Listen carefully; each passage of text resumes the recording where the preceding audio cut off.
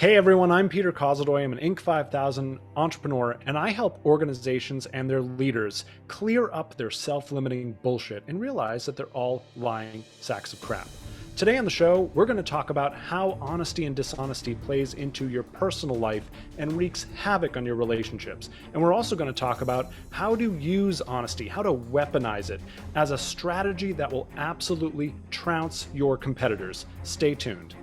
Congratulations! You are tuned into Dov Baron's Leadership and Loyalty Show, the #1 podcast for Fortune 500 executives and those who are dedicated to creating a quantum leap in leadership. Your host, Dov Baron.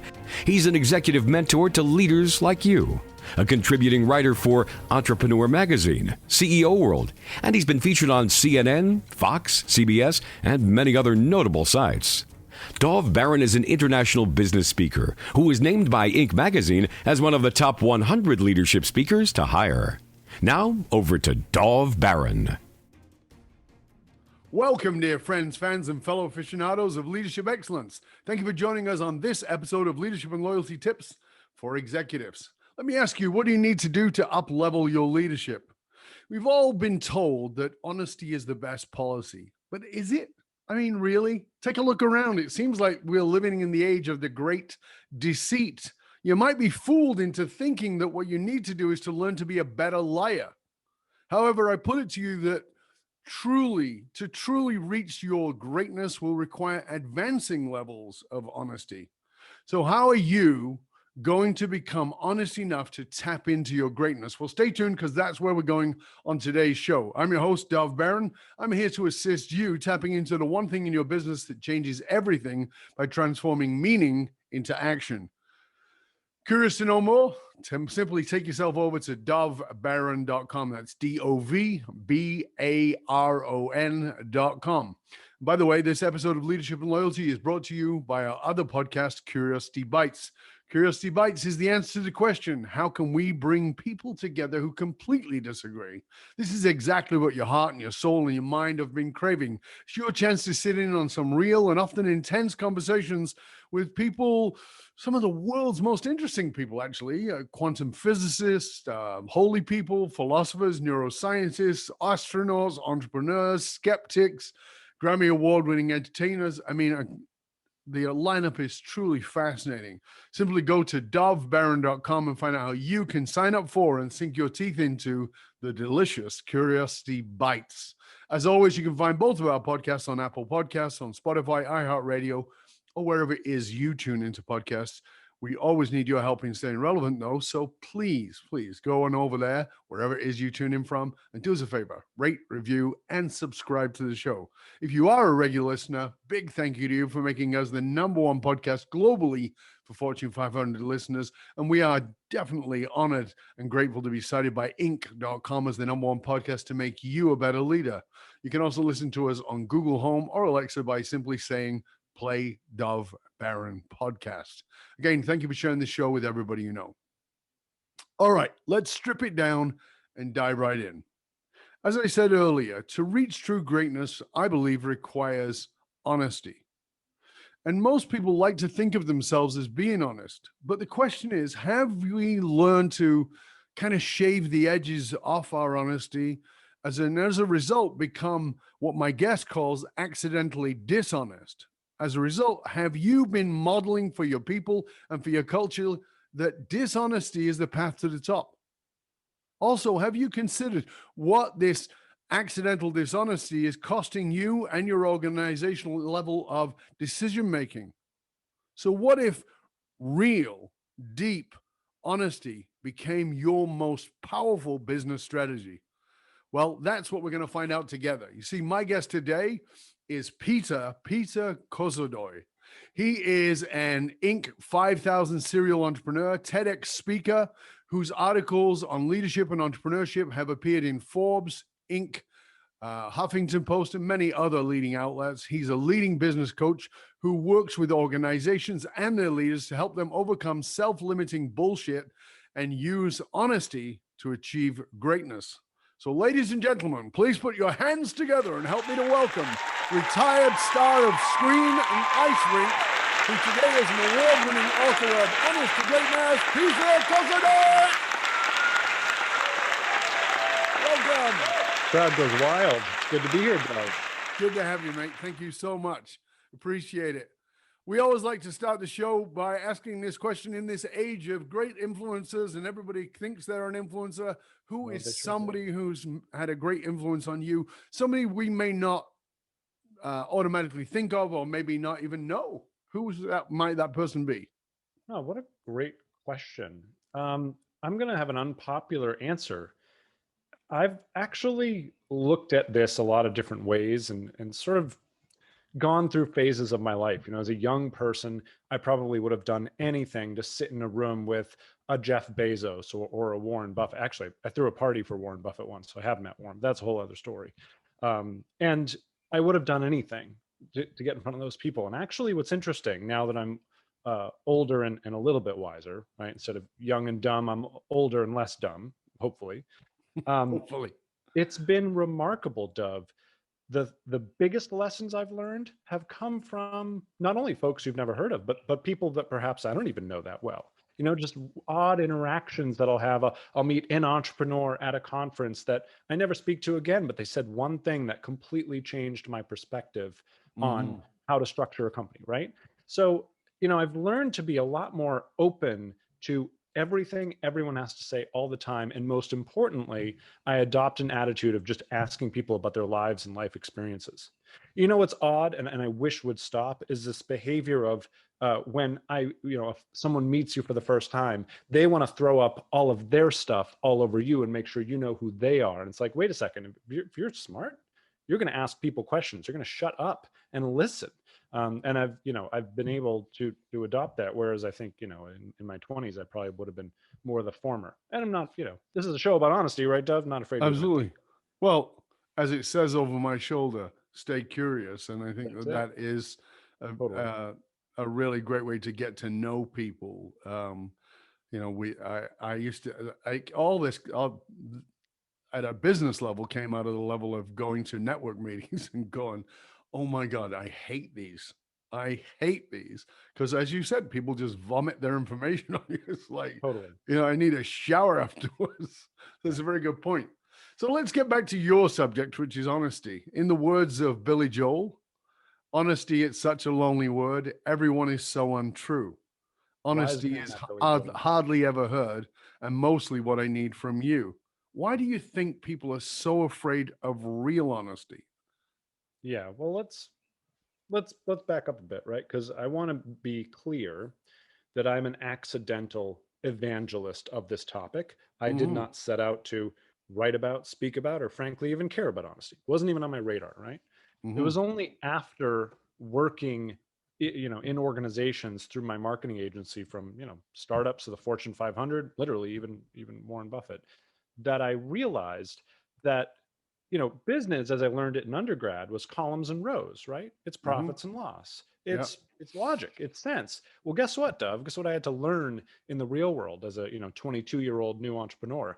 Apparently, executives don't function that way, right? They function on ego. They function on assumption. They function on bias. And so, I'd walk out of meetings of $100 million company that we can show all the data in the world to, and they look at and they're just like, yeah, I know the numbers say that, but I don't want to, or let's do this instead. And it's just like, what? I mean, you're literally going to blow $5 million doing this ridiculous thing. And I thought, it was stupidity. Thought it was these people are morons, right? Well, that was probably my stupidity. You don't get to be the executive of a $100 million organization being a moron, right? Usually, sometimes, but usually not. Like, so there's a little wiggle room. Yeah. And that's when I had to sort of redefine what that was. And for me, it came down to honesty in all the ways we're going to talk about it. By the way, that's not the typical definition people think. It's not like I'm going to tell you the truth all the time. I think anyone out there listening with kids knows that's probably a bad idea, just blurt out whatever's going on off the top of your head. So, from there, I really had to ask myself, what does that even mean? And frustratingly to our listeners today, we could get to the end of this hour and not even have a pinpointed definition of it. So to me, it's about the pursuit, the mental model, the mental framework, and how we approach not only business, but as we'll learn, life and our ability to be leaders in our own personal lives, which is a huge component of this. Yeah, I mean, I think that people see honesty as very black or white. Yes, and it is not. And I think they're absolutely right. It is black or white, but in single frames. Well So said. Yeah. right, so it's black or white in this frame, but not in that frame. So am I going to be absolutely ruthlessly honest and with my 2-year-old? Probably not. Yeah. No. But am I going to lie? No, I'm not going to lie. I'm just going to maybe reframe. Am I going to be ruthlessly honest in my business meeting? Yeah. Am I going to be ruthlessly honest in my relationship? Yeah. That's the agreement that we have.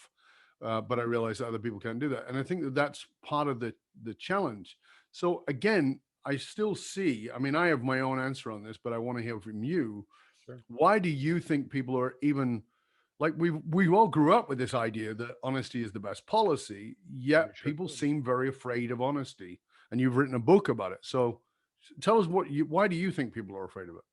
Yeah, I think in general it's a self-protection mechanism, right? Mhm. Uh, yeah, I should probably tell my friend that, I don't like her behavior and it's ruining our relationship and yada, yada, yada. But that's a difficult conversation and it might blow back on me. And maybe I'm just wrong about it. And maybe this and maybe that, and lies and lies and lies. And these are the lies that catch, not only, like I said, those personal interactions, but within a company, you can imagine. And I did 2 workshops last week, right, for executive groups.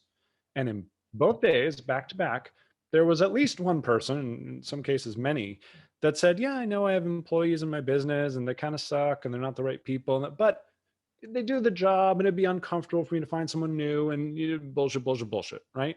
And Yep. that costs people. What I try to convince people is there's a cost, there's an opportunity cost, right? Your Mhm. self-preservation costs you something that you're probably measuring in some emotional value. And what you fail to realize is that there's an opportunity cost you're incurring by not having the exact right friend in your life who lifts you up, who makes you better, the exact right employee in your business that not only does their job, but goes above and beyond and drives your organization forward. It's honesty to me comes down quantifiably to this idea of opportunity cost. And I want folks thinking in those terms so that it's not just, honesty. Like, listen, Dove, like I think people should be, honest and moral and ethical and all that crap. That's not what we're talking about here.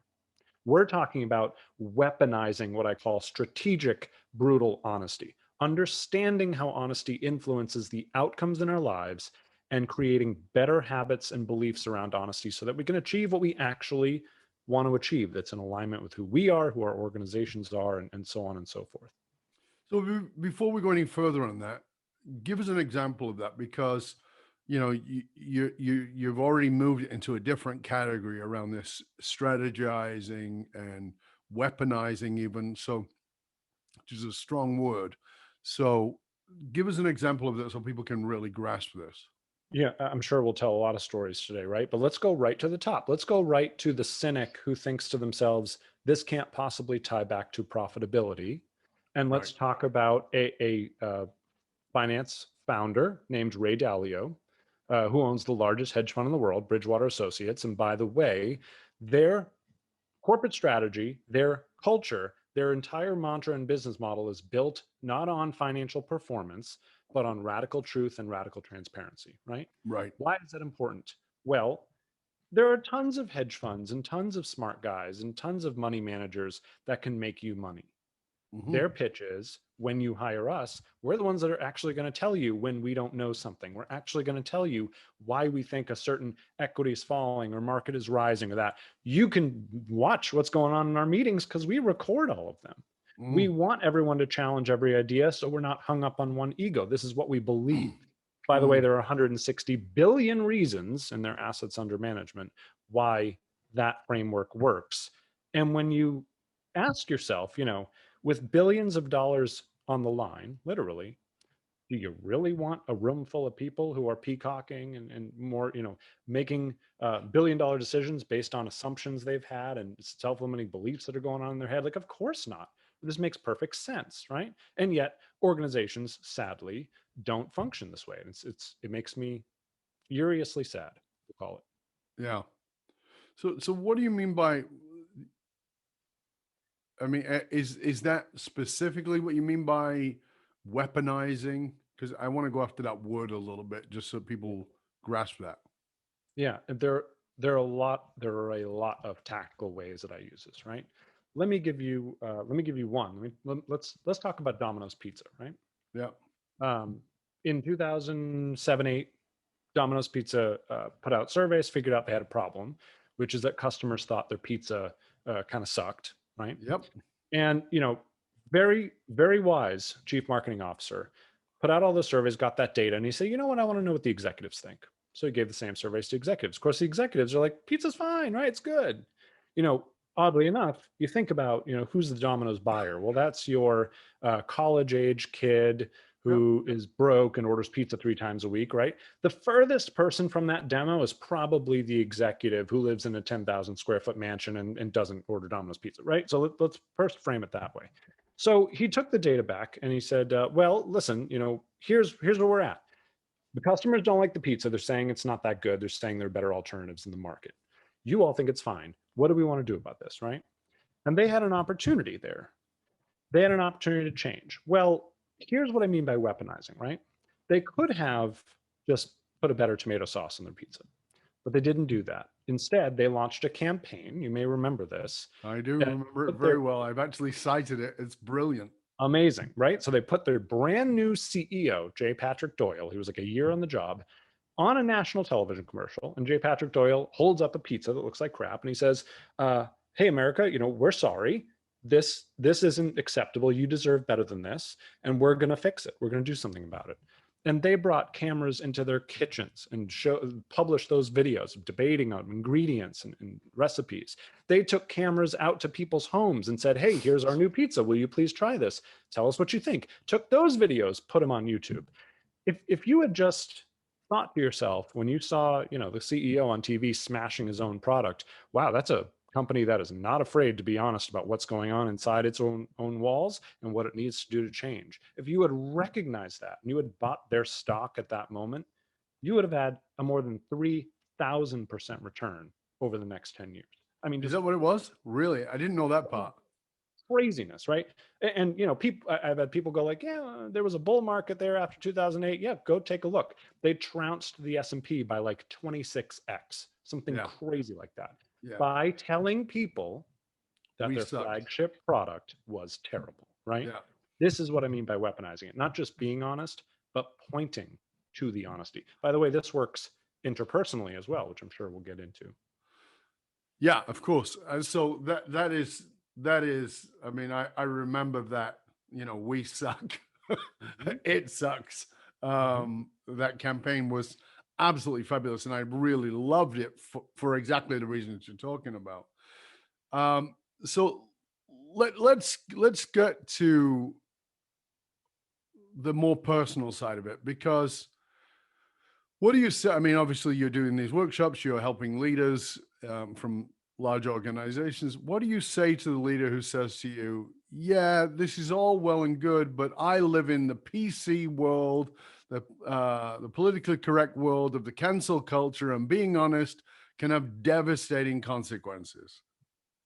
What a great question. So I just hosted an event taking a look at race in business here in 2021 and beyond. And very interesting study was brought to light that within this cancel culture, many companies came out with statements about race. This is in the middle of, riots and protests and all that stuff. And they're sort of vanilla, right? Neutral. Yeah, we believe that, there shouldn't be prejudice and shouldn't be racism. And we, try our best here to make sure we support all people.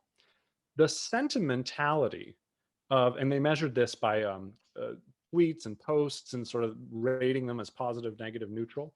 The sentimentality for brands that came out with those vanilla statements actually went down. Sure. As people said to themselves, well, that sounds like a bunch of bullshit, right? Yeah. Meanwhile, the companies that came out and said, we know this is terrible, but we have no idea what to do, and we want all the feedback in the world helping us be better, their ratings went up. Yep. Because it's true. They're like, we have no, we're a bunch of people, we have no idea what to do about this, but we want to learn. So let's get that feedback flowing, folks. Here's our new web portal, and we've asked a bunch of questions about how we can be better, and go to it and let us know. I mean, it's great stuff, right? Now, even better, the companies that say, hey, we're going to publish all that and then share with you what we did about it. This, we don't know what to do about it yet. This, here's how we changed our hiring practice, and so on and so forth. Why not, Dove? Why Mhm. not do that? You can't buy marketing and goodwill and positive PR like that. It's the companies that shy away from it that eventually will get outed, right? And that we're seeing that. We saw it with the Me Too movement. We see it with Yep. all kinds of stuff. And that's why I think it's funny, just something you said at the beginning of the show.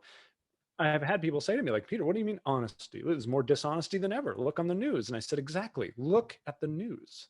Why do you know about all of this stuff? It's because people can't hide anymore. There's Mhm. nowhere to hide. It's going to come out. That is what I mean by, transparency of the 21st century. We're living in it, whether we want to like it or not. So the old way of, we're not going to say anything. We're just going to wait till it blow over.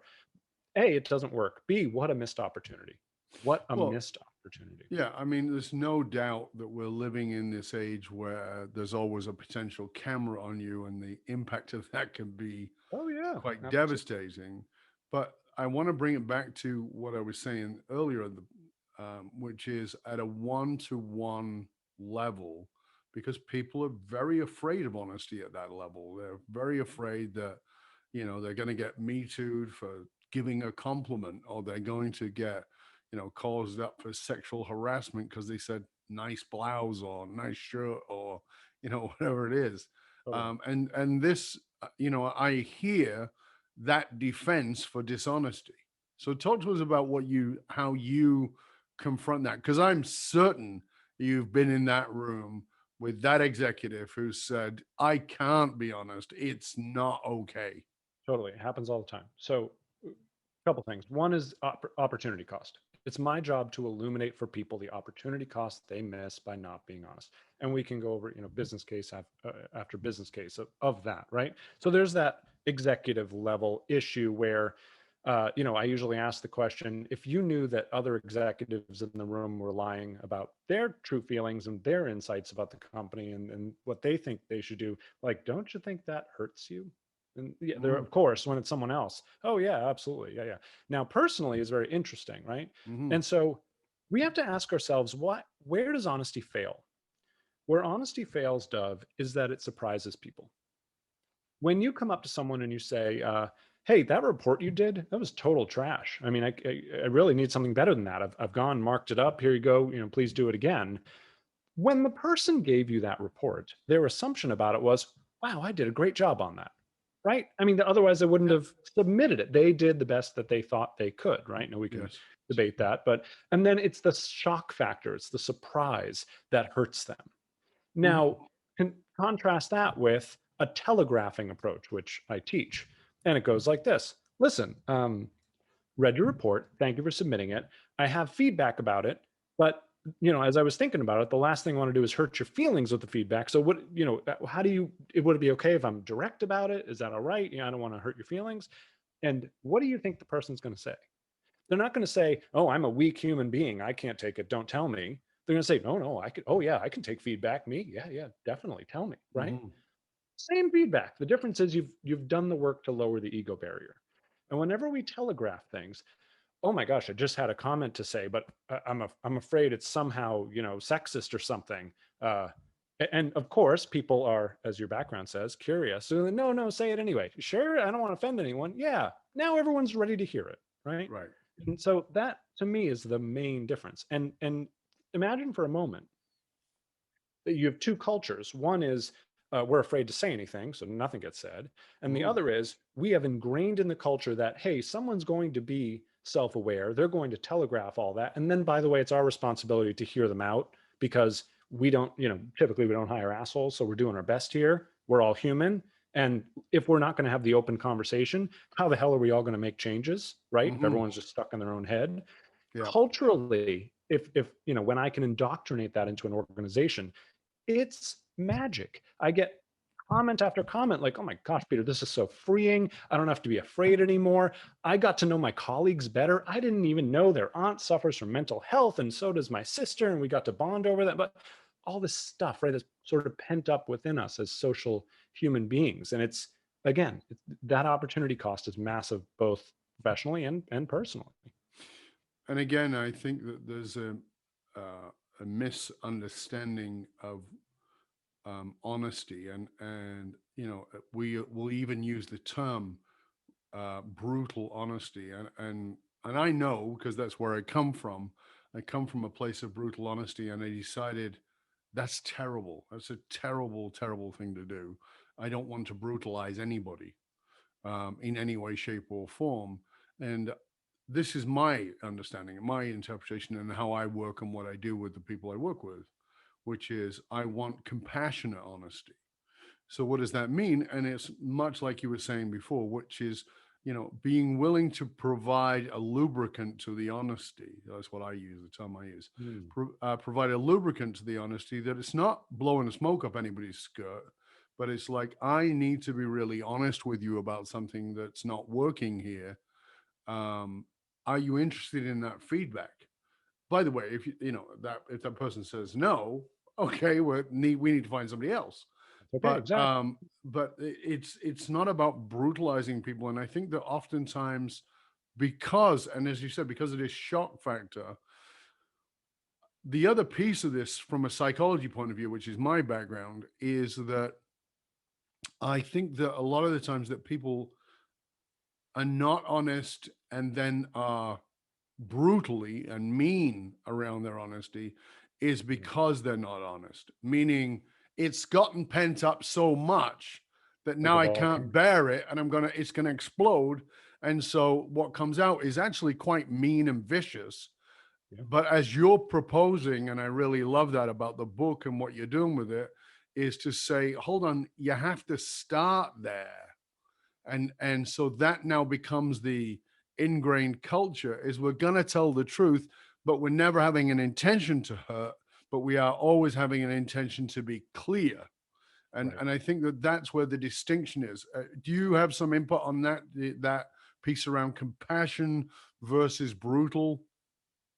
Yeah, I mean, I think you're spot on, Dove, for a couple different reasons. And what you bring up for me is the importance of that sort of cultural language, and sort of the cultural contract. What have we agreed to do? Yes. There's a, you know, people can change. They do all the time. So when you introduce a new human being to a culture, it's very different saying to them, like, listen, we're just going to be open and honest with each other. Sometimes it hurts people's feelings. We build lubricant, like that the way you put that, around these conversations. And no, we're all here to get better. It's okay to be wrong. It's, no one's going to get canceled, blah, blah, blah. And if you kind of put that cultural contract together, Yes. people will say, oh, okay, I can get that. What really fails and falls apart is when there is no cultural contract. It's just sort of Yes. left to the wind, or it's inconsistent, or we're saying one thing, doing another. Those things are so wildly hurtful to an organization, just causes so much unnecessary friction yeah, it's crazy. And I think that but again, I still think it's fear driven, because Sure. it only, and I will say this to people all the time, the only reason it explodes is because you were so fearful about telling the truth when Totally it agree. was a grain of sand, that now it's a mountain. Yeah. And I think that fear gets in the way of honesty a lot. So let's go to that for a minute. Tell us what are you afraid of? I mean, writing my entire book, I was petrified. I mean, that was a massive project. And I kept telling myself, if I'm going to write a book about honesty, I have to be honest. I mean, I shared how I missed the Olympics as a figure skater after training for 17 years.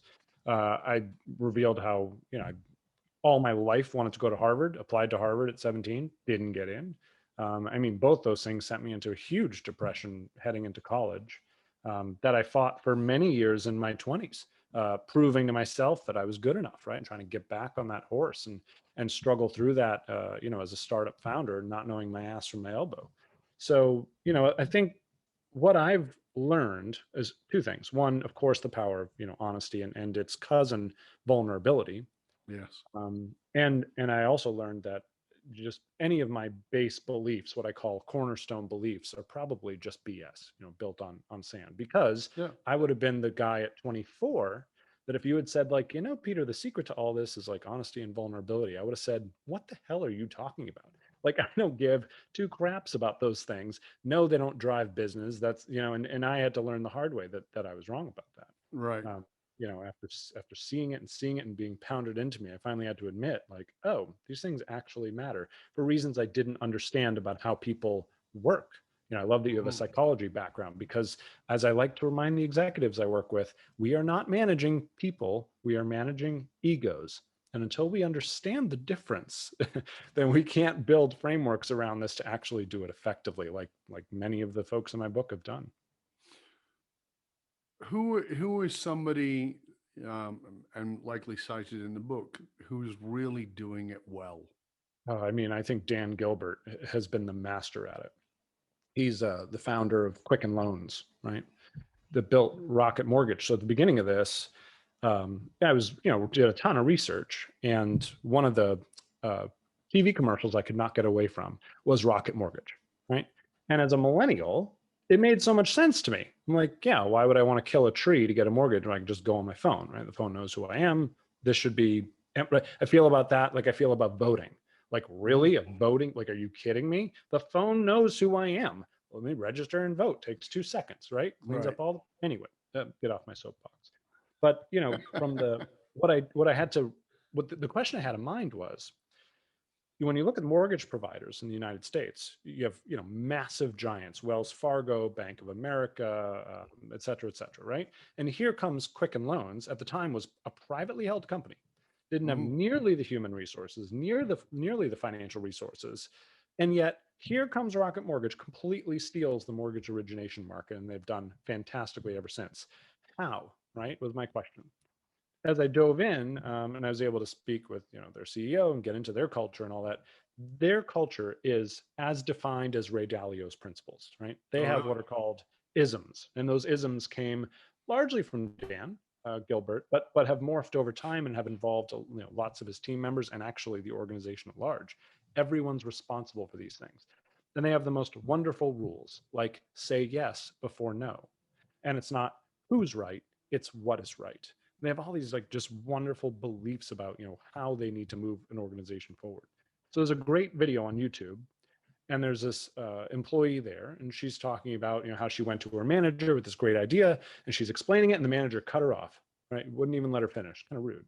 The manager says to her, listen, it sounds like we're in the business of doing what you're proposing. It sounds like it could advance our mission. Sounds like a decent idea. Go do it. Go do it. Let me know what you need. I'll help you in whatever way you need. Grab some team members. Give me a budget. We'll make it happen. And you can imagine then that when someone said, hey, why can't we just do this on a phone? They were like, yeah, I don't know. Good question. Let's just do it and see if it works. Right. That is the entrepreneurial culture that everyone wishes they had or thinks they have. Quicken's actually living it. That's how they go on to create Rocket Mortgage. And I'm sure they'll create, they'll keep creating because they have it ingrained in their people. It's not rocket science stuff, but it is magic. Yeah, clearly. And so that brings me to the other side of this conversation, because we talked about the leader who's feeling like, I could get canceled if I speak. So let's look about the other side of that, which is, one of the things I will say to an executive I'm working with, who's the number one person who answers to you? Not your assistant, but the number one leader who answers to you as the leader of leaders. And they'll say, oh, well, it's this person. Okay, so tell me what their number one job is. And they'll rattle on or prattle on for ages. And then I'll say, nope, that's not it. And they go, how do you know? Well, I'm in the business. And I go, I know, because I know psychology. I know what their number one job is. And they go, okay, what's their number one job? And I say, it's to make sure you're happy. And they go, what do you mean? I said, their number one job is to make sure you're happy. And so they tell you things to make them happy. And they go, well, why would that be true? Because you write the check. You decide whether they're going to pay the mortgage the next month. That's and right. Even though they may be wonderful people, that's at a survival level, that's where they're going. So for leaders, unconsciously they set up, and it's not their fault, it's part of the system that we live in, is leaders end up in a sycophantic tribe, right? Everybody around them saying yes to them and buttering them up. In your different businesses, you've been in several, and you've likely, I know you've served large established organizations where leaders are not only not telling the truth to others, but they're being lied to themselves. In your experience, where are the truth tellers to be found in an organization? Because I know they're certainly not found one level below CEO. Yeah, my belief about this, Dov, is that everyone would tell the truth if they were able to. There's no reason why not, until and unless they're protecting themselves, their job, their mortgage, right? Yep. So, it's really up to leaders to instill a different paradigm than the typical hierarchy structure. And I talk about this in the book. I call it the executive mirror. This idea that the true leader of the organization, they used to have a ton more on their shoulders. They were the ones with the near perfect information. They were the ones with the mobility to go up and down the organization. They were the ones with the strategy driving it down. Now the best leaders, the ones I profile in my book, they just sit at the bottom of like a diamond, right? And the whole thing's flipped, and they've got their customers and prospects on the top, and filters down to frontline employees and managers and so on and so forth to them. And just like a diamond, light, like information, needs to come down from the top, bounce around perfectly. And the executive's only role is to filter and make sure that what comes back out is according to the mission, culture, strategy of the organization. And if it is, their job is to say, oh, great, do it. Let me know how I can help. Oh, that sounds interesting. Great, run with it. Let me know how I can help, right? It's coach. It's a coaching model. It's not a, I'm going to, drive it down your throat model. Because what happens is you basically, to your point, cut off the sycophancy, right? You can't kiss up to someone that's telling you, no, I think it's good. I think you're doing a great job. Do maybe this, that differently. Did you talk to Tim over there? Because maybe you two want to get together on that. Just sort of sitting back and coaching the operation, right? Then there's no one to please. I mean, you're if you have the right people in there, which is kind of problem too, to be honest about, then they will not only thrive, they'll appreciate it. So, you know what? I love my job. I get to go and I get to, actually make an impact. I don't have to spend all my time. Dov, I cannot tell you how many times I've found wonderful C-suite executives pandering to the CEO. And more than half the hours of their week are spent just making that report for the CEO how they like it, or doing this activity even though it drives nothing in the organization, just because the CEO likes it. It kills me. What a waste. And again, it's the sycophantic environment that I think that people actually think. I mean, if we can look at it all kinds of levels. Like, there's so many people who put up with sexual harassment for years and years and years, and it's just another example of the sycophantic put up with this, because, well, you just got to put up with shit, and you got to lie, and you got to kind of smile and put up with stuff, as opposed to telling the truth about what it really is. That being what it is, the question I'm still with that I think is really important is having people understand that there are truth tellers in every organization. Often they get fired, but they right, because if you're firing the most honest person in the organization, that's a commitment to your dishonesty. Totally. So that's what that really is. But if you are willing to step into that, I know where I think you find them. Where do you think you find the real truth tellers, the ones who are already telling the truth or already willing to tell the truth? I mean, I always go to the frontline employees. Me always. too. I've worked in so many organizations where an executive team will bring me in, and I'll sit down with the frontline employees responsible for whatever that is. Inside of 90 minutes, the whole thing's solved. Yeah. And they're like, Peter, listen, we've all kind of like thought about this and talked about this. I hope they brought you in because they'll listen to me, About a quarter of the time, Dov, they listen. Not to me. It was not my idea. it was their own frontline employees. By the way, they know they're interfacing with the customers all the time. Exactly. It's like, so, and invariably, not invariably, sometimes, they finally do kind of make a commitment because they've burned the boats, right? They've brought someone in to ask the frontline employees, and now they really have to do something. But plenty of organizations I've worked in are like, oh, Peter, yeah, I know that would probably solve the problem, but bullshit reason 1, 2, 3, 4, 5, and I'm talking about in instances where this is the entire thing the organization does, and they still Yes. don't want to do it right. It's Yeah. like, so. Well, I mean, I think that, I think that honesty, I'm a big thing about looking at the words we use and the language patterns we use. And I think honesty is another one of those words, like authentic or innovative or integral. Who gives a shit? What is the walking evidence? And I will often say, go back and watch videos from Enron before they went down.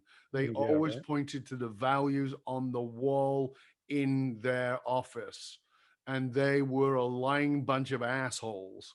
Yeah. Right? That's who they were.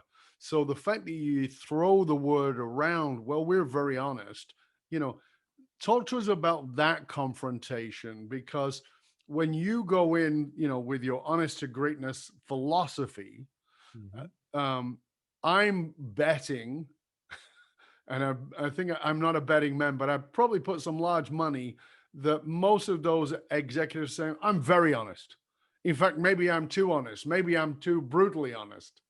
Yeah, what's funny is in any workshop I do, I spend the first hour making sure that they believe the first statement I say in any workshop, which is, everyone in this room is a lying sack of crap, and I'm going to prove it to you. Because if I can't prove that to them first, to your excellent point, the rest is just in one ear and out the other, right? I've not failed yet. I take them through a whole assessment, and by the end, they're like, oh, got it. Because of, I think, what you alluded to at the beginning, that people have an assumption about honesty, that it's black and white, or that, it's just simply about telling the truth. Most of the work I do, listen, if I've learned anything, it's that 99% of business problems are personal problems in disguise.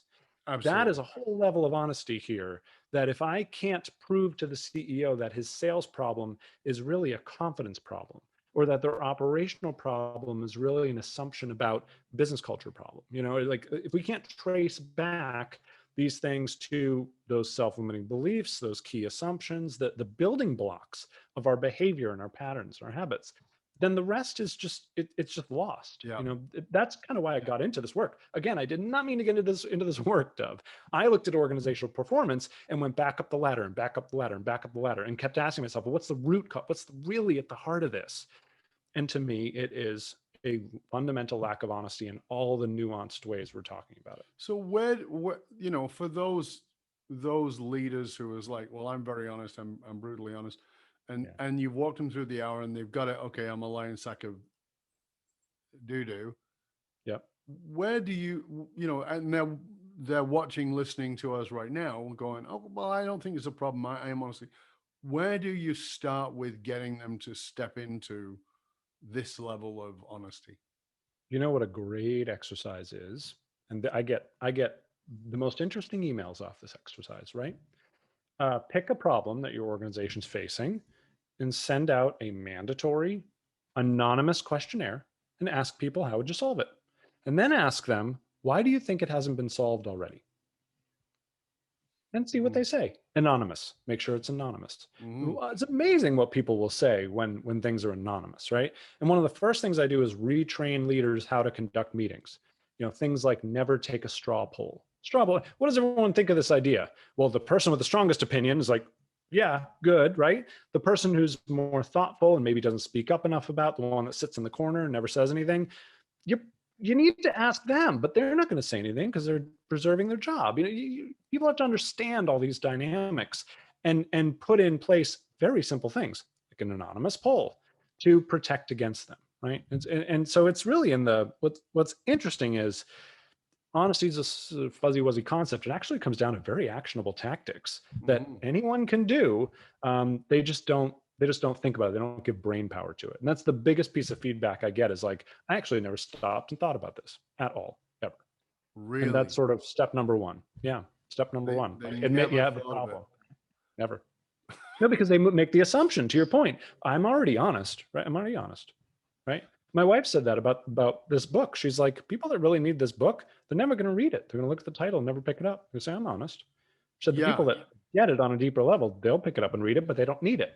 So I said, well, I don't. that's very interesting, isn't it? Because that's the truth of, the people who need therapy have never been to therapy. Yeah, right, people right, who don't really need it have a regular appointment, right? Yeah. It's that, and again, one of the things that's a central piece of my work is great leaders are based on great self-knowledge. Great self-knowledge is based on self-honesty. Self-honesty is based on the willingness to be vulnerable with yourself. And most people are like, well, I'm honest. Well, okay, well, let me hear something vulnerable about you. Right. Yeah. Like nothing's there. So, what you're asking people to do is to look at something that they assume they already have.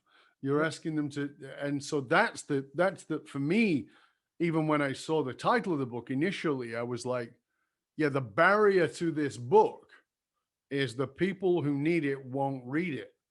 And if you love somebody like that and you give them the book, they'll likely be insulted.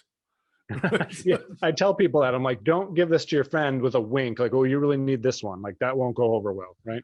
Right. No, but it's really very interesting because, some people are quite literally pathological liars and other people are not pathological liars. They are pretty decent people who think they're pretty honest, but they don't know what real honesty is. And I really want to have the listener, the viewer, challenge themselves to say, okay, I'm honest.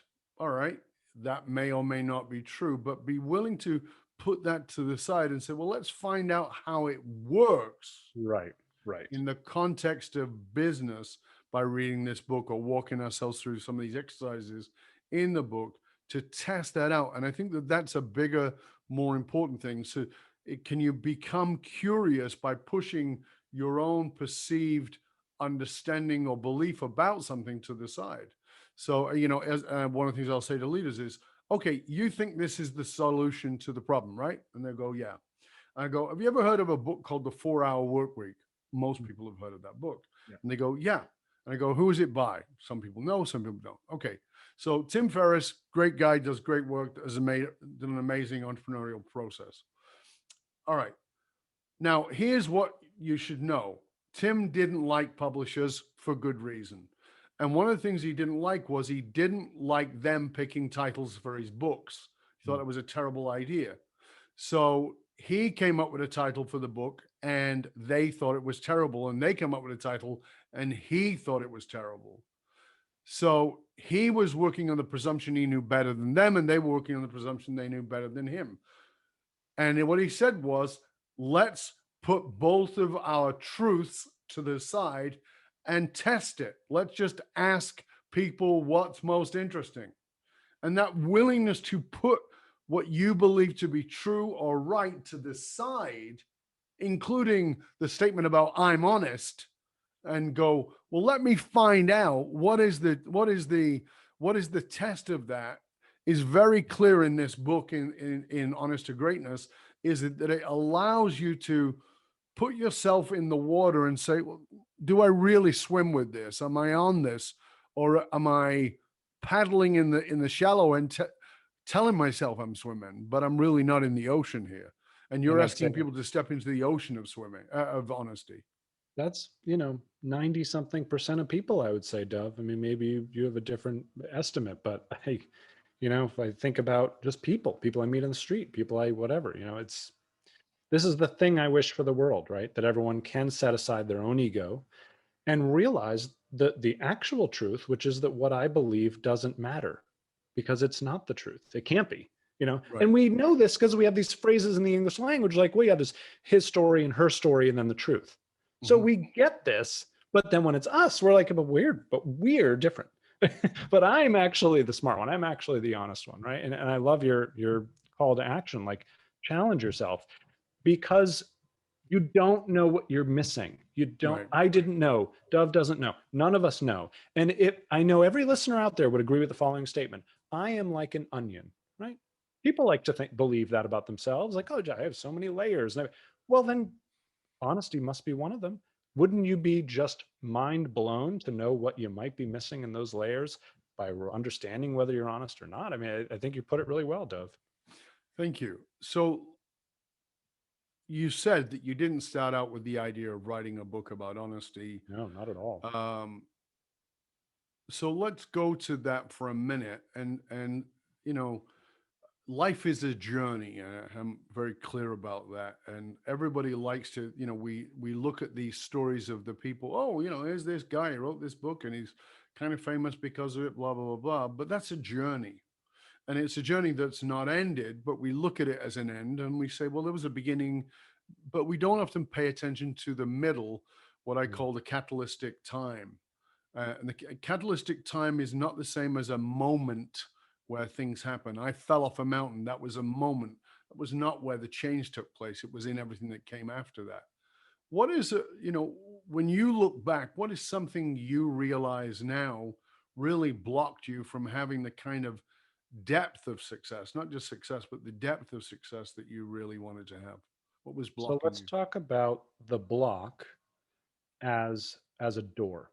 This is something I say a lot in workshops. I'm like, you know, if you look at a wall, you can see it as a wall or you can see it as a door. And that's completely up to you, me, right? Whoever it is. When I turned 30, I had to reckon with the fact that who I thought I was in my mind was very far away from who I was in reality, you know, Hmm. on paper, on the accolades. And I had, you know, and I had this sort of confrontational moment where I had to ask myself, I have two ways I can go. I can either give up on some of the dreams that I have as part of my identity, like being an author, like Yep. being an Ivy League MBA, right? Or I have to stake everything I have to get into what I call honest alignment with who I really, really am. Hmm. And that, you know, that soul searching was enormously painful because Hmm. I chose the latter. I chose to not shut up about it, but figure out from the very, you know, first baby step how one becomes an author from scratch. I had to figure out, you know, if I'm going to, you know, if I have this thing about I am an Ivy League MBA, it's who I am. Well, what the hell does that mean? Where do I go? How do I apply? I gotta take a GMAT. I gotta do like a, and I mean, there were several things about sort of my identity that I knew were out of honest alignment with who I was. And it was causing friction in my gut, right? That's that sort of gut, like, oh, I know I'm not where I'm supposed to be, but I don't know where I'm supposed to be, right? This Hmm. is the type of stuff that, you know, in some workshops when we get that deep, I mean, people open up, people cry. I mean, Yep. this is some serious shit, you know? Yeah. This is the stuff that matters. Who am I really? And how do I get into honest alignment with those things? Now that, Dove, for me, created 4 years of pain, Sure. time pain, financial pain, time away from my wife, burnout, exhaustion, all the things you could estimate that come with that. And there were moments every minute of every day where I was like, this is literally crazy, right? It's so uncomfortable. This is so challenging to my life and my time and my net worth and the relationships around me that I should just quit, right? But again, like, who am I really? And I ask people this, like, who are you really, right? Are you a person who gets into honest alignment with who you really are? Yes or no? Are you a person who quits? Yes or no? You know, and it always for me comes back to this identity thing. Now, what's fascinating, right, is that this honesty stuff, right? The frameworks I talk about in the book, you can absolutely use it to get into honest alignment with who you really are. By the way, if you have a leader of an organization that's out of alignment, all of that angst is going to trickle down. All of that Hmm. self-limiting Absolutely. BS is going to trickle down and wreak havoc. And I've seen that so many times. It's awful to see, right? But what's fascinating is if you scale that up to the level of the entity being the organization itself, the same rules apply. Is it in alignment with who it really is, what it really wants, with what the executives really believe they have and they are? You know, and that's where you get these amazing cultures, like at a Quicken Loans, where everyone's on the same page. Everyone who's been hired knows. Another example, the Ritz-Carlton, right? The Ritz-Carlton does not hire employees. It doesn't even work in the hotel industry. Think about that. What does the Ritz-Carlton do? It is in the hiring leaders industry. That's what it does. The hotels are irrelevant. Doesn't matter. They could be in car sales. They hire, find, train leaders. And that's all they care about. Because if they do that, the leaders will take care of all the rest. The hotels, this is the five-star service, everything else, right? They really have their priorities straight and they understand who they are and who they want to surround themselves with. Super powerful stuff. You know, you just said something there that is deeply what the work that we do, which is I will say to people, you have built an identity of who you are that is not who you are. But, you know, there's a question I ask all the time, and it's part of my work. It's part of my brand and everything that I'm saying to people is this: I'll ask a question. The question is, what's more important, life or identity? And people say, "Oh, life, obviously." No. And they go, "What do you mean? How can you say that?" I say, "Here's the deal. If I've identified myself as a radical, religiously individual, I strap a bomb to myself and blow myself up in a supermarket or a school or whatever it is. What's more important, my identity or my life?" The answer is my identity. Now they go, "Yeah, but I'm not doing that." No, you are. Yeah. It just, the bomb looks different. Every day. All the time we strap bombs to ourselves in order to protect the identity. We'll blow up everything surrounding us to protect the identity. And if your identity is that, you know, if you've got yourself attached to this identity because you saw that guy on the commercial with that girl with her boobs pushed up and he was on a private plane and he was showing you the cars in his garage, and you want that identity, you're so honed in on that, you'll kill who you are and all your true relationships in order to have that. So in that level, Peter, talk to us a little bit about the person who's on the other end of this going, who maybe even has a little bit of a personality quake, who is saying, "Woo, this could be a big threat to my identity because I like to be the guy. I'm the one everybody comes to. I'm the one with the answers. I'm the truth teller. I'm all that shit that is just identity and got nothing to do with who they are." Yep. Talk to us a little bit about that as we come towards the end of the show. I want people to really grasp what that means. What is it costing you? What is it costing you? Some of the things we believed of are so odd. I mean, for 15 years would have sworn up and down that I don't want to work in finance. Working in finance is icky. There's just something about it I don't like. My most recent company is in finance. It's doing awesome. Why did I believe that? I have no idea, right? Like, where did that come from? Did it come from something somebody said to me when I was 7 years old? Did it come from Right. I don't even know. Can't even define it. So to your point, you know, that's sort of the crisis moment I was talking about. If you're out there and you know you're somewhat out of alignment, then you really have to reckon with like who you really are versus who you believe you are. You know, for a long time, I attached myself to being the owner of a marketing agency because that's who I was. You know what was odd about that, Dove? I always in the back of my mind was like, for some reason that's a coat I put on that doesn't fit, you know, but it's the truth. I'm an owner of a marketing agency, you know, but I just didn't wear it well, you know. Now it took a lot of years and time to sort of bring that to the forefront and start to ask myself, like, why is it? Well, I don't particularly like the work, don't particularly like the clients, you know, it's so, but that was my business. That was my platform company. The first one I started, a multi-million-dollar business. So it's like, you know, well, here's my self-talk. Well, I can't just jettison that. I can't just do that. Can't just do that. Actually, I could have done any of those things. I could have done anything I wanted. We all can do anything we want. We're the ones that put all those hurdles in place. We're the ones that make the assumptions that, well, I couldn't do this and that. And luckily, I'm so lucky that life forced my hand on many things. You know, I could never fire people. Life forced my hand on that and had to do it. Guess what? Great. Why didn't I do that before? Had to, you know, fire a client. Why didn't I do that before? Had to move offices. Why didn't I do that before? And anyone out there who's been through life at all kind of understands this. They're like, oh yeah, I didn't die. And it maybe some things were better and so on and so forth. I think part of this, you know, to put a capper on it is, let's be honest about the agency we all have. over our own lives, over our own beliefs, over our own choices. And I hate when folks fail to realize that you're in charge, Mm. not your brother that you're catering to, not your mother that you're catering to, not your best friend who is an energy vampire, not your boss. Like, you can literally do anything you want. And anyone out there who just thought to themselves, oh, it's easy for Peter to say, and yeah, maybe, but I can't do that. But you're exactly the person I'm speaking to. Yep. Just think about it. That's a great point and a wonderful place to finish. Thank you so much, Peter. Before we go, of course, we want to make sure that people can find out about you, about the book, where they can find out more about you and all your wonderful resources. Could you share that with us, please? Absolutely. Yeah. So come have an honest conversation at honest2greatness.com. That's honest2greatness.com. There you can take the free 21 question honesty quiz, which will tell you how honest you really are if you're brave enough to find out. And otherwise, I'm a terrible millennial, so I'm on all the social media, but I'm never on social media. So easiest thing is just pop through my website. And also your name, is that your website too? Yeah, peterkozodoy.com goes exactly to the same place as Honest to Greatness, but then they don't have to mess around with the spelling. Okay, yeah, there's that.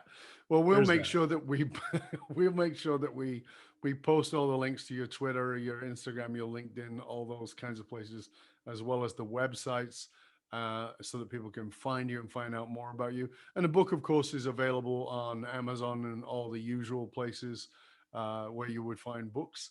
So again, thank you so much, Peter. It's been a pleasure and an honor to have you with us today. Thank you for all that you've shared. And for you, dear listener, remember that you can hang out with other conscious leaders and chat about this episode that you've been listening to, or any of our past episodes in our Facebook or LinkedIn groups. Just look for the Leadership and Loyalty podcast. It doesn't matter how successful you are. If your employees and your customers don't understand what gives your company meaning, you're only working at a fraction of your true capability.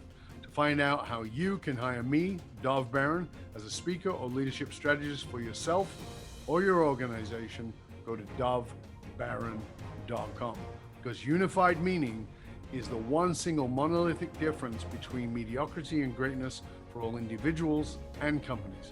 I want to thank you for sharing the show with everybody you know. Till next time, stay curious, my friend. Stay curious. Curious about the ability to challenge your own honesty. Stay curious about how your identity is not actually who you are. I'm Dov Baron. I'm here to assist you tapping into your deepest meaning to reach that next level of clarity, focus, purpose, and profit in your business, your life, and your leadership impact. And I am out.